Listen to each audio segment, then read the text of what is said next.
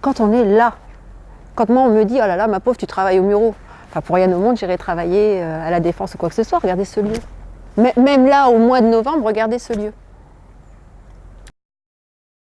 La question se pose, il y a maintenant une dizaine d'années, de savoir si le campus d'UDF doit être maintenu ou s'il doit être carrément stoppé. Dessus, il y a un projet qui se crée, donc avec toute la partie comité, pilotage, etc. d'EDF, et nous avons travaillé en fait sur tout le concept de l'éco-campus. Donc nous avons récupéré un certain nombre de mobiliers, transformés, donc d'où ces notions un peu de carton, d'où cette notion de corian, etc. Mais aussi dans un certain nombre d'espaces, sur des peintures qui sont sans solvant, etc., sur des moquettes recyclées, pour créer cet espace un petit peu différent et donner cette notion d'éco-campus. Et en parallèle, on avait en fait initié tout un programme sur tout ce qui était éco-geste, aussi vis-à-vis des stagiaires d'EDF. On se retrouve dans des configurations d'espaces de réunion ou de séminaires qui ne sont pas classiques, habituels, du U, modulable, etc. Donc ça, c'est un premier point.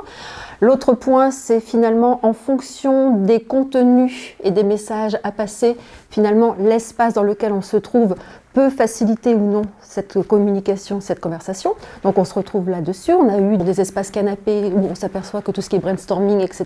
est beaucoup plus important et facilitant. C'est vraiment de porter un regard autre sur le message qui va être donné au niveau de la formation ou de l'information pour pouvoir travailler autrement, pour pouvoir se positionner autrement et reconsidérer finalement les choses classiques et avoir un nouveau regard là-dessus. L'esthétique est intéressante dans la mesure où vous êtes dans un lieu agréable, avec des choses décorées, avec des mobiliers sympathiques, avec tout ce qui est ces prestations annexes, forcément ça va vous donner envie d'être plus à l'écoute, de donner aussi de votre personne dans le cadre de la réunion, dans le cadre de la formation. Ça, c'est évident.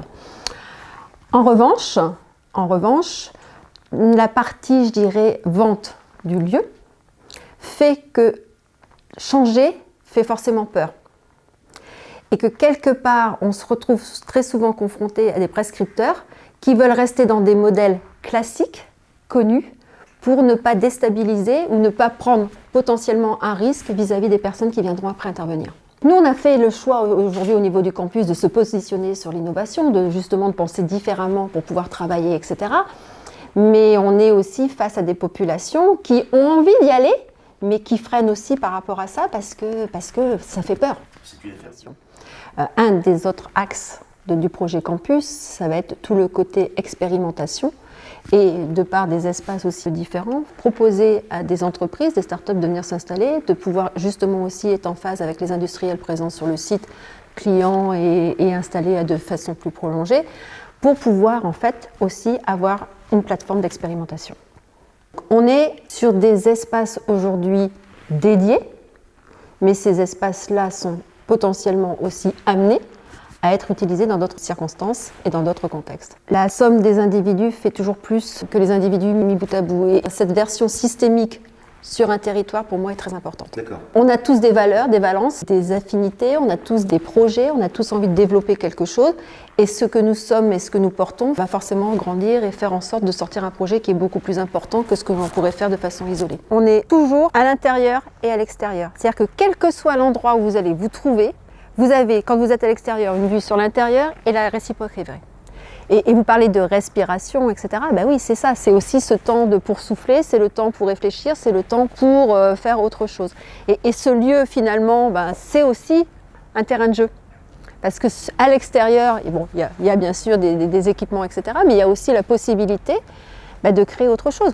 Vous êtes dans une salle de réunion, vous créez un mouvement, une cohésion, vous créez quelque chose avec un groupe, vous venez dehors, vous vous installez là, forcément ça va donner autre chose et une autre connotation à ce que vous êtes en train de faire. Aujourd'hui, quand on va déployer aussi un certain nombre d'acteurs sur le site, de participants, de stagiaires, d'étudiants, puisqu'on a aussi une partie étudiants, etc. Tout ce mélange de personnes, tout ce lien, c'est facilitant et ça permet de créer le relationnel qu'on n'a pas autrement. On a un lieu qui peut servir cette ouverture. Oui. C'est ça. Voilà. Quelque part, l'architecture même du lieu crée cette ouverture. On a tout à fait le produit, l'outil nécessaire à.